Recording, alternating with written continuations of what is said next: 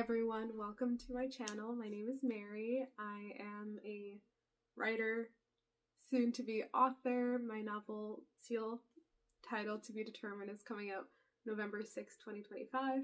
And I can't figure out if I'm looking at the camera or I'm looking at myself, so we're going to be learning. Today I wanted to talk about beta readers a little bit more, just because I don't think my novel would have been prepared for publishing if not for the many beta readers I have harassed with my 125k word novel. So I just want to talk about kind of like the different essence of a beta reader report that you should receive at the end of the service after they've read your novel or your manuscript or your work in progress. These are the key elements you need to understand where their mind went when they're reading your book, because if they don't understand what you were trying to put forward, you got a lot of rewriting to do, and by God, I know how that feels. So here I have a little beta reader report this amazing beta reader did. I use Fiverr for finding my beta readers. I like to read reviews, read what kind of stories they like to read, and kind of see like, is it a good vibe, is it not? Send a message, see like the vibe you get, if you feel like they'll understand your work or if they don't. Kind of casual. Okay, so this reader report is for my first novel, Ciel, titled To Be Determined. And here the beta reader, it's a 20-page report, hot dog. Here she discussed the novel's heart, the stakes, themes, strengths, growth areas, characters, plot and flow, pacing, dialogue, readability, and questions that arose while she was reading. Okay, let's talk about Ciel. So the first thing, the novel's heart. What the heck are you trying to tell the world? Like, I feel like writing is such a precious thing, because we are commenting on the world as writers. We are commenting on how we see the world, how we perceive the world, and how the world may perceive us in return. That is such a delicate thing, and it's such an important thing as a society. Existential crisis for another time. But essentially, at the story center, what is it? Who is it? What is it about? What message are you trying to say? In my novel, the core, I guess, heart could be theme. The core heart of the novel is justice, revenge, and healing. These three themes have spread over the entire series. A character who has suffered a harm or suffered an injustice or has something traumatic happen to them. They have two courses of action. Actually, three. They have three. They may seek revenge, justice, or they can heal. And one is not mutually exclusive of the other. They can seek all three. They can seek only two. They can seek one, or they can seek none. And that is choice. That is the heart of my novel. I want to talk about people, real life people that I've read, like cases in law school and criminal law. This is where this all came from. People who have suffered. Like, and how did justice form part of the healing for them, if it formed healing at all? Would revenge have been a better alternative? People who sought revenge then realized, oh, I'm actually not better now. Joke's on me. What am I trying to tell the world here? What's at the heart of Ciel? It is justice, revenge, and healing. And she picked up on that. Like, here's a little quote. Abuse in the story is presented in many forms, both in live scenes and in backstory. Patterns of violence and abuse perpetuate themselves. That is what I want to get across. Sometimes abuse is a cycle. Sometimes you can stop it. Sometimes you are inherently part of it, whether you want to or you can't be. Also, sensitivity reads are really important. Yeah. So, moving on from heart, we have stakes. So, like, is the main character, like, is there allowance on the line here? Is there life on the line? What's on the line? There's always risk. There's always stakes. What, like, is stopping them from getting their goal? Is it because their parents are trying to stop them from unpacking this family secret? Or will they get kicked out of high school and never go to a good university? Maybe they need a scholarship because cost of living and inflation are so high. What is at stake here? So, my novel, God bless this beta reader, she said, The stakes that pop up in the beginning are very high. And pat on the back. I do a great job of painting mood in which children are immediately exposed and vulnerable. Throughout the book, she was worried about these kids. The stakes remain high because at any point the children may be injured, maimed, or killed. I'm a rather pleasant person otherwise, but that's real life. Like, kids, I'm talking kids, and when I say that, I mean 16, 17-year-olds. They're transitioning now into adulthood, but they're still naive. They still don't know how the world works. Like, even in my 20s, I'm still learning, and these kids definitely are too. So, for every party involved in the narrative, like, everyone's stakes have to be different. Like, you can't have a 30-year-old worried about, like, I don't know, like, losing his allowance, example. No, his stakes might be losing his job. 40-year-old might be, like, losing his kids in the divorce. 50-year-old might be losing their health. Like, you know what I mean? Every stage in life offers different things at risk of us losing that are inherent to our identity at that point of our lives. That's what's at stake. And now themes. I love themes. I think I'm a sucker for symbolism, theme, like full circle moments. I am in love. And like, it's kind of funny because like I don't know if you guys can see that, they just made a list of everything that just came up in like chef's kiss. Like themes of love, friendship, loyalty, trust, secrets. Even going so far as parents who are absent, neglectful, or abusive. Depression, death, corruption, family violence, intimate partner violence, hierarchy, feminine power, male power, manipulation. These are all themes. And they even wrote Harry Potter as a theme, and like I think it kind of is, like it's just such a core component of our pop cultural identity, at least for me. So here they've written, regarding grief, loss, and loneliness, many characters felt isolated or searched for connection. In some cases, abusers were the one causing separation or isolation, whether directly or indirectly. In other cases, the isolation was more circumstantial. So they picked up on the nuances of, this character's alone right now. What does that mean? Why are they alone? Did they want to be alone? Were they forced to be alone? Or were they isolated on purpose? Foreshadowing, anyone? Yeah. Now strengths.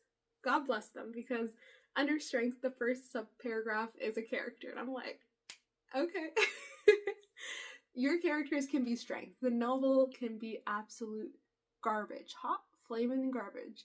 But if your characters are interesting enough and well-developed enough and just so, like, connected to the characters and the readers can forgive a lot.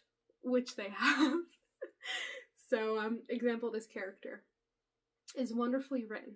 She's truly hilarious. I had so much fun reading about her. She was smart, witty, clever. From the very beginning, she had me cracking up at the things she said. Okay, I accept the compliment. And I think just writing good characters, I'm going to talk about that in a separate video, but it's just so important. So another strength could be setting. Here, they've written, my many strengths in the novels was that I wrote settings. I did a wonderful job painting a picture, telling us what the setting looked like.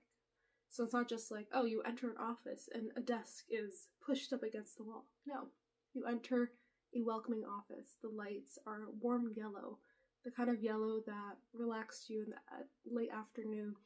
The smell of coffee permeated from the walls, and it invited you to sit down and discuss your day together.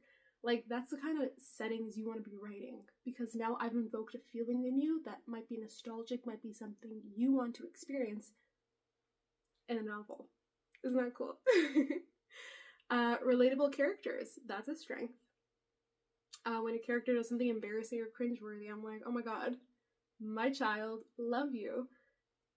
A strength for her was vulnerability of children. Like, she said, a heart-pulling thread running through your book is the way you show how susceptible children are to abuse and exploitation. To this reader, it was a strength. To other readers, it was very uncomfortable to read about that. Again, that's why it's important to have different beta readers. Yes, growing areas. So this was version 3 of my manuscript. POVs. I don't know whose POV I'm in when I'm writing. I kind of write from like omniscient third party kind of thing. Sometimes I wrote closer to one character's perspective if we're in their thoughts a lot for the scene. But for me, I really gotta like pinpoint like, hey, we're strictly in, example, Amir's head right now.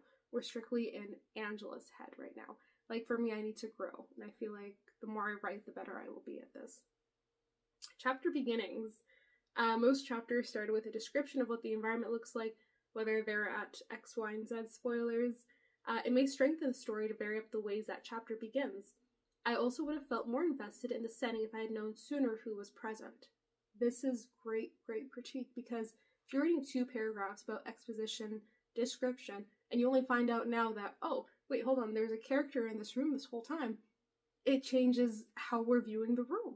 So they've written here, like, we're in a bar, and for the longest time I have no idea where we're at the bar until we see the character in, like, the 3rd paragraph. She's like, oh, why is he here? Oh, he works here. Okay, I wish I knew that sooner.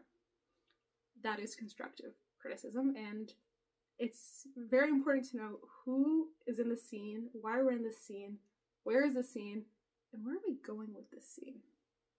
Okay, I do this a lot, and I hope I've gotten better. Exposed information shares, info dump, exposition, the telling the audience important information, make sure you pay attention.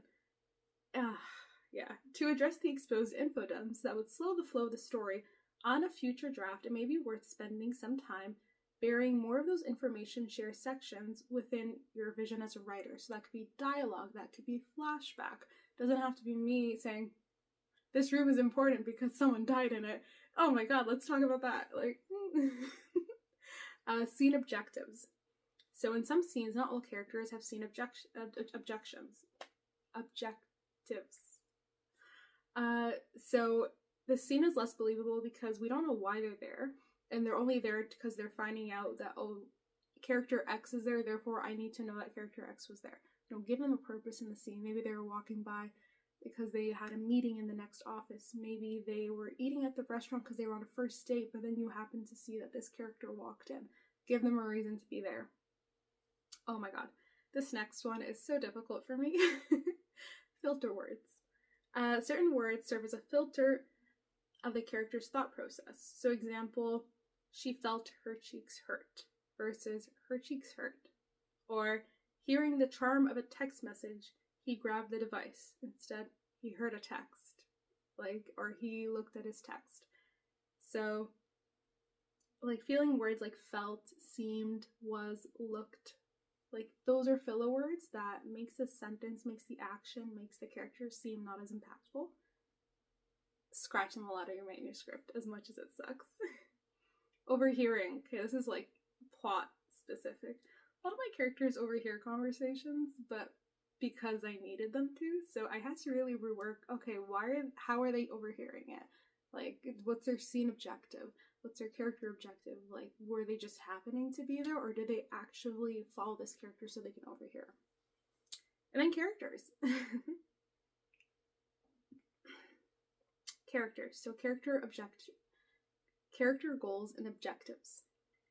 So again, they broke down every character and what was strong about them, what was weak, what they understood, what they didn't understand, any questions they had about the character that didn't make sense. They had a lot to say about my characters, which is good for the rewrites. So they went through all the main characters and the secondary cast. Amir is one of my favorite characters. He's one of mine too. We love Amir. And then they discuss plot. So overall, the plot builds and climaxes in a satisfying way. In creating suspense and invoking a sense of mystery, I really love the way he held back certain bits of information until the end. Something I like to do. I like to give the reader a sense of, okay, what could possibly be happening, and confirmation, that's why it was happening. So I always try to answer all my unanswered questions at the end. I'll be like, ta-da! This is why everything sucks. Pacing. So pacing, if you're writing a thriller, it's usually very fast-paced because a lot of things are happening. My issue is things were happening too quickly. I wrote this more as a screenplay than a novel, so I really had to go back and lengthen scenes or add more scenes to give it more meat and body to give us a chance to spend time with the characters. And then dialogue. Oh my god, I struggled so hard because I didn't realize I give characters certain nicknames. Like one character calls the other character handsome. Throughout, be like, hey handsome, okay handsome. Like she does it in kind of like a mocking way. And then I realized one of the baddies is also calling another baddie, okay handsome, but she does it in a seductive, flirtatious way. And I'm like, oh, you both can't be saying handsome. Nah, someone's gotta change it. Because if you're trying to read it and you're like, hey handsome, is this character A or character B? Us as readers pick up when dialogue is reused, and it gets irritating if it's not used with a specific character we are accustomed to hearing it from. So dialogue, singularity, or uniqueness is something we as writers have to strive for. So if that character only calls that one other character handsome, that is her trademark. She is the only one who can use it, and no one can touch it. Unless the character is using it to mock her. That could be fun. Okay, readability. So this is kind of like making sure you have your dialogue tags, making sure it's spaced properly, making sure it's only one character talking per paragraph. So example, if you're opening a novel scene chapter with a dialogue tag, make sure you have the character's name in it so we know who's speaking. It does help if you have example the dialogue singularity, which is like, hey handsome, which we attribute to character A, but always like just the little things in writing that makes it very easy and kind of a smooth flowing novel. And then questions that arose while she was reading. I can't tell you these questions. And then additional considerations. So this was really cool that she included this. She picked up on one of the baddies' narcissism or narcissistic traits. And she was saying like, I wonder whether he was simply an arrogant abuser who exhibits narcissistic traits or he was an actual narcissist. If it's the former, then what you've written him is fine. If it's the latter, his narcissism could be taken further. And I was like, shoot, I didn't consider that. So then I started researching psychology, like papers and studies. How do narcissists view themselves? How do they talk? How do they expect people to respond to them? So it gave me a sense of, oh, I can make depravity worse. And so when I was doing my rewrites, I really pushed that narcissistic angle, and it works so well.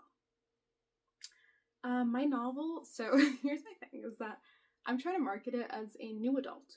So the characters are in their last year of high school, but a lot of their circumstances and other external characters are not high school students. They're gang members, they're the police, they're mafia people. Like, it's maybe they just happen to be high school students, but they're applying to college, they're living by themselves already. Like, I'm trying to push that more mature audience. But here, because this beta reader had thought it was a young adult, she's like, where's the teen vibes? She's like, why didn't this person ever like try to like call this person cute or like ask them out? Like, what's going on? They're like so mature for their age. And that's because a lot of their connections were with older characters, not with fellow teens. So that's something I had to work on. And then any weaknesses that they noticed. And then towards the end, they give you like an overall summary, like, hey, thanks again for trusting me with your work. Like, this was special, or this sucked, or like, you could improve, or hey, this was pretty good. Which I appreciate, because the more honest a beta reader is, even if it's harsh, your manuscript is going to go from 0 to 100 so quickly. Unfortunately, I did purchase some like services where the beta reader was just praising the manuscript, left, right, and center. And it didn't help.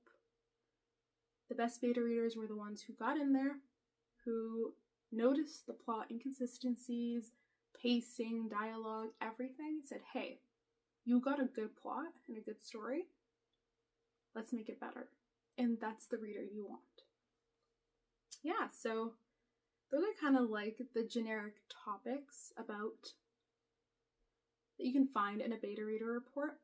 It's super, super helpful. I've maybe had over 25, and it's really special when you connect with a few and like you go back and forth with them, like version 1, version 2, sequel, prequel, and they've seen the evolution of your work, so they're the best reader because they know what you're trying to say, and they can help you and guide you to say it.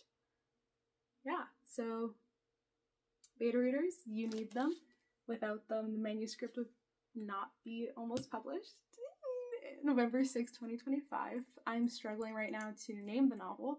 So if anyone has any ideas, it's a crime thriller based on a mixture of the Iliad and Batman, based in Toronto, Canada. So if you have any suggestions, please let me know. And I hope this video was helpful. It's hard to break into the writing world. It's overwhelming, especially if you don't have any resources or community or connections, but that's what I'm here for. And I hope you enjoyed this video, and I'll see you guys next time. Thank you. Take care.